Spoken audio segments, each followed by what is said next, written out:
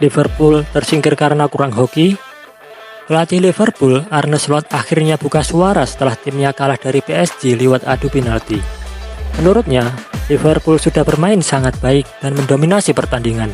Hanya saja kurang beruntung karena gagal mencetak gol, mirip dengan yang dialami oleh PSG di leg pertama.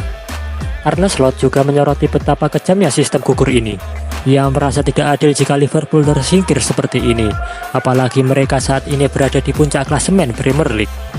Sepak bola memang tak selalu soal siapa yang lebih kuat, tapi siapa yang lebih efektif di momen krusial.